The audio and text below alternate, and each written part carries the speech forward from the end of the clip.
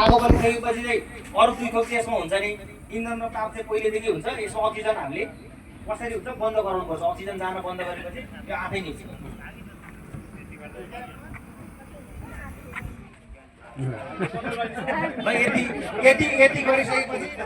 यति गरिसकेपछि यो आफै बन्द हुन्छ। यो गरिसकेपछि तपाईँले त्यो यसको रेगुलेटर अफ गरिदिन सक्नुहुन्छ।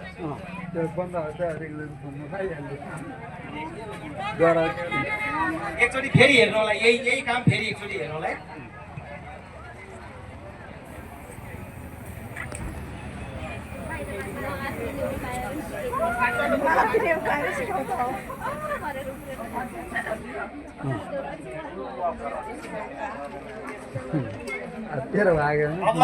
अब फेरि घरमा कतै यसो सिलिन्डर आउला भन्ने तपाईहरु भाग्नु नला भन्ने म एकदम विश्वस्त छु। अब चाहिँ सिलिन्डरमा आगो लाग्यो भनेर भाग्नुपर्ने अवस्था तपाईहरुले छैन। अब चाहिँ यति गरिसकेपछि आगो आफै निस्क्छ अटोमेटिक। ल अब यति भइसक्यो तपाईहरुले यति गर्न सक्नु भएन भने पनि अर्को पनि यसको विधि छ, त्यो तपाईहरुलाई हामी देखाउँदैछौँ।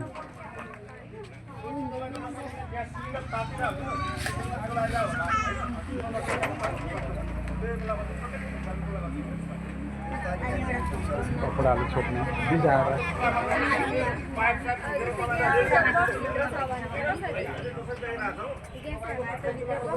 यसरी नै सिलिन्डर ठ्याक्क आगो बाल्न निभाउन रेडी यसो खुला त हुँदैन होइन। त्यस हिसाबले त्यस्तो अवस्थामा त्यो तपाईँले यदि सिलिन्डर प्रोटेक्टेड छ, यो तातेको छ, त्यो पनि याद गर्नु होला। फेरि म हातले निभाएको देखाएको थिएँ, हात हाल्छु भने फेरि सिलिन्डर तातो यसैमा आगो घुमिरहेछ भने हात छिराउनु तपाईँको अर्को क्षति हुन्छ होइन। त्यो पनि याद गर्नु होला। यसको फ्लेम कहाँ छ होइन, सराउन्डिङ अरू बनाएर तातेको छ कि छैन त्यो पनि याद गर्नुपर्छ। अब यो तातेको छ भने चाहिँ उहाँहरूले अब यसको अर्को प्रोटेक्टिभ वे देखाउनुहुन्छ क्या।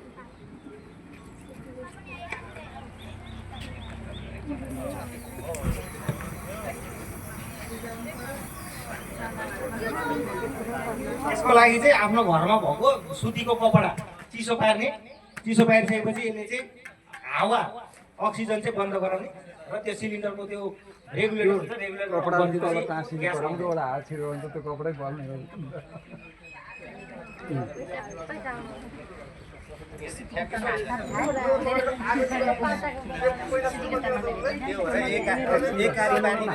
रेगुलेटर चाहिँ अफ गरेर निस्किनु हुँदैन। फेरि यसमा रेगुलेटर अफ गर्नु भएन भने चाहिँ आगो रहिरहला, होइन भनेदेखि रेगुलेटर अफ गर्ने। यसरी बन्द गरिसकेपछि हावा जान पाउँदैन, जान नपाएपछि रेगुलेटर अफ गरिदिएपछि आफसे आफ सबै बन्द हुन्छ। ल फेरि एकपटक यही कुरालाई तपाईँहरूले हेर्नु होला।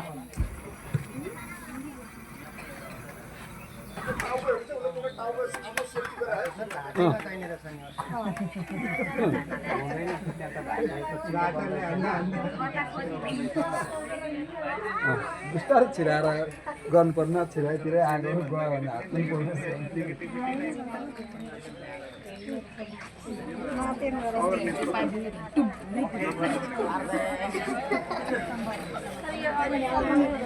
अब यसरी चाहिँ तपाईँले सिलिन्डर पेर्न नसक्ने अवस्था छ, तातो छ, एकदम सिलिन्डर तातो छ भनेपछि अर्को उपाय छ, त्यो पनि हेर्नु होला है।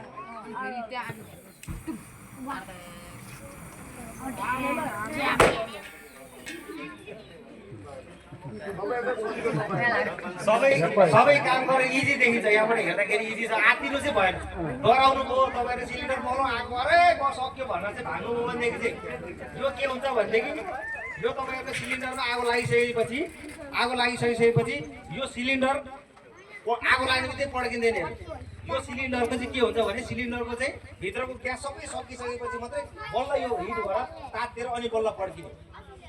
तपाईँहरू चाहिँ अब हाम्रोमा कन्सेप्ट चाहिँ के छ, मानसिकता चाहिँ के छ भनेदेखि अहिले हाम्रो चाहिँ यो आगो लाग्ने बित्तिकै अब पड्किहाल्छ भन्ने छ हाम्रोमा अहिले पनि। तर त्यो हुँदैन। यो सिलिन्डरमा आगो भेटौँ भने पनि यसमा लाग्यो भने पनि यो चाहिँ पड्कि चाहिँ हाल्दैन। यसलाई हामीले जसरी पनि कन्ट्रोल गर्न सक्छौँ। अब भाग्नु भएन, त्यहाँबाट डराले हिँड्नु भएन, आत्तिनु भएन। मेन सबभन्दा राम्रो चाहिँ आत्तिनु चाहिँ हुँदैन। आत्तिनु भयो भनेदेखि चाहिँ यसले समस्या ल्याउँछ।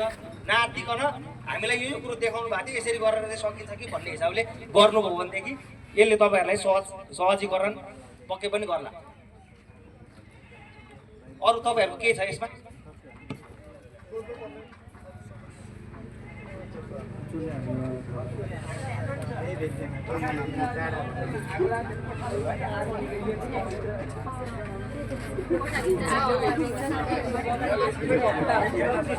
यसमा चाहिँ हामी छिर्न नसक्ने अवस्थामा चाहिँ जान सकिँदैन सर।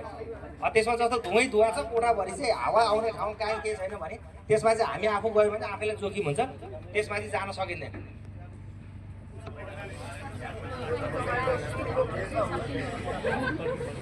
हुन्छ नि जतिखेर लाग्दै गरेको त फर्स्ट मान्छेले जसले देखिरहेको हुन्छ घरमा फैलिसकेको हुन्छ त्यतिखेर तपाईँले निभाउनुमा तपाईँको थप क्षति हुन पाएन नि त। अब सबै घरमा सल्किसकेको छ तपाईँ फेरि जबरजस्ती गरेर म यहाँ निभाउँछु भन्न थाल्नु भने त फेरि अर्को दुर्घटना हुन्छ होइन। यो तपाईँको हातमा आउन सक्ने ठाउँ हुनु पऱ्यो। सिलिन्डर कसैको बरन्डामा पनि राखेको हुन्छ, कसैले बाहिर राखेको हुन्छ, तपाईँ खुल्ला ठाउँमा हुन्छ। त्यस्तो अवस्थामा चाहिँ त्यही भएर सकेसम्म तपाईँहरू ग्यास सिलिन्डर चाहिँ खुल्ला ठाउँमा केही पैसा तयारी निभाउन सक्ने हालतमा हामी त अहिले स्ल्याब बनाउँछौँ अनि स्ल्याबको भित्र खान्छौँ किचनमा होइन। त्यो चाहिँ एकदमै हो किनभने ग्यास लिक भने त ग्यास भरिएर बस्छ एउटा थाहा हुँदैन र त्यसले अर्को दुर्घटना सकेसम्म सिलिन्डर चाहिँ खुल्ला ठाउँमा राख्नु होला। त्यो भयो भने तपाईँलाई केही एक्सन गर्न पनि सजिलो हुन्छ, जे गर्न पनि सजिलो हुन्छ है। एउटा यसमा चाहिँ हामीसँग यो फायर एक्सटिङ्ग्विसर छ, सरहरूले भनिदिनुहोस् यसको बारेमा। त्योभन्दा अगाडि हामीले तपाईँहरूलाई एउटा दुईवटा कुरा अर्को पनि भन्नुपर्ने जरुरी के छ भने यो सँगसँगै तपाईँहरू चुलाचुलीको यो वरिपरि हामीले धेरै जङ्गल इलाका देखाएको छौँ होइन र विभिन्न किसिमका डढेलोहरू हामीले पनि भोगिरहेछौँ। यही आग लागि सँगसँगै हामी सामान्य हेर्दा चाहिँ सामान्य लाग्छ तर त्यसले गर्दा हाम्रो जीवन बस्तीलाई पनि ठुलो असर पारिरहेको हुन्छ।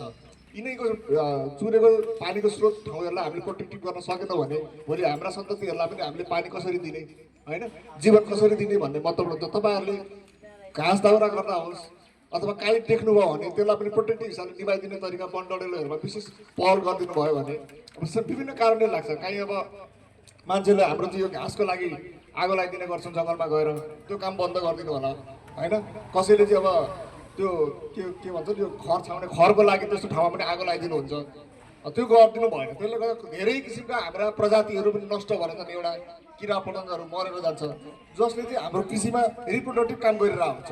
सँगसँगै हाम्रो त्यत्रो वन्यमा भएका महत्त्वपूर्ण वनस्पतिहरू पनि मरेर जान्छन् र हाम्रो इकोलोजीलाई त्यसले असर गरिरहेको हुन्छ।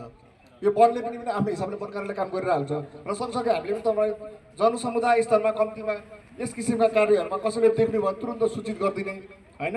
वडा स्तरले पनि ठाउँ ठाउँमा रिजर्भ ट्याङ्कीको व्यवस्था गरेर पानी निभाउने व्यवस्था गरिदिनु भने अझै सजिलो हुन्छ र किनभने ठाउँमा भएको फोर्सेसहरू आउनलाई कहिलेकाहीँ टाइम लाग्न सक्छ। त्यो सूचना त्यहाँ पुगेर त्यहाँको मान्छे आइदिनु भन्दा तपाईँहरूको टोटलको समितिहरूले कम्तीमा पहिला त आगो त सानो स्तरमा हुन्छ, बिस्तारै बढ्दै जाने हो।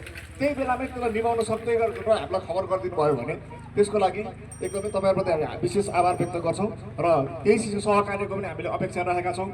किनभने चुलाचुली म्याक्सिमम् यो वन क्षेत्र इलाकामा पर्छ। यस किसिमले गर्दा यहाँका वन्यजन्तु देखेर वनस्पति देखेर तपाईँ हाम्रो सम्पूर्ण जनजीवन सुरक्षित होस् भन्ने पनि हामीले यहाँबाट तपाईँहरूलाई यसै एउटा मेसेज दिन चाहन्छौँ। धन्यवाद। अब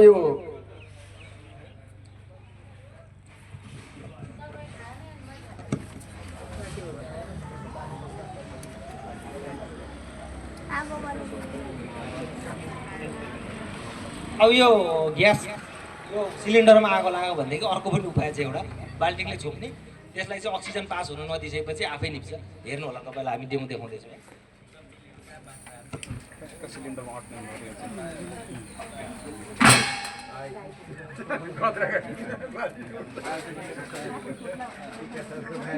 त्यो प्रोपरली तल लक गरेर बस्नुपर्छ। एकछिन खाली छ तपाईँ निकाल्नु हर्रै आउँछ ट्याक्क हालेपछि एकछिन त निम्न टाइम लाग्छ। यो चाहिँ फेरि तपाईँले हाल्नुभयो, हाल्ने बित्तिकै निकालिहाल्नु भने चाहिँ फेरि आगो निप्दैन। एकछिन रोक्ने, त्यसलाई चाहिँ अक्सिजन पास हुन नदिइसकेपछि अनि त्यसमा चाहिँ के हुँदैन, आगो सल्किँदैन। आगो नसल्किसकेपछि रेगुलेटर बिस्तारै बन्द गर्न सकिन्छ। यो चाहिँ एकदमै करेन्ट फेजमा मात्रै हो, फर्स्ट फेजमा मात्रै। फेरि तपाईँहरूको चाहिँ अब पुरै सिलिन्डर तातो छ, एकदम आगो घरवार्ती बोल्न थाल्यो कोठैभरि भनेदेखि चाहिँ त्यसमा चाहिँ फेरि त्यो ट्राई नगर्नु होला तपाईँहरू। सुरुकै फेजमा अब तपाईँले चाहिँ आगो बाल्दा बाल्दै केही कदम त्यसरी बिग्रियो, अलिकति यतातिर आगो लाग्यो भनेपछि चाहिँ यो उपाय सिकाउनु भएको थियो, यसरी गरौँ न भनेर त्यतिखेर गर्न चाहिँ मिल्यो। तर अब आगो कोठाभरि लागिसक्यो भनेर फेरि गरेर चाहिँ म सिलिन्डर चाहिँ निभाउँछु भनेर नजानु होला तपाईँहरू। त्यसले चाहिँ फेरि तपाईँहरूलाई नि अलिकति आपतमा पार्न सक्छ है।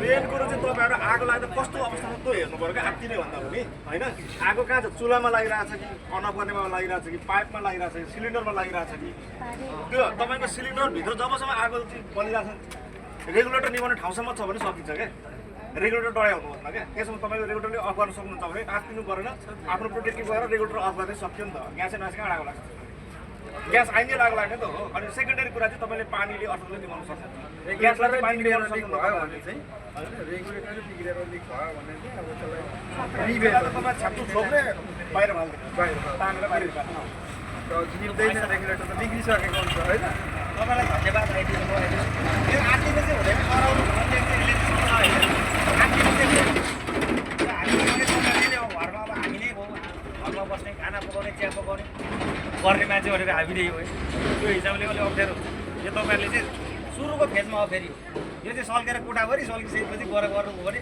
फेरि तपाईँलाई नै असर गर्छ त्यो चाहिँ विचार गर्नु होला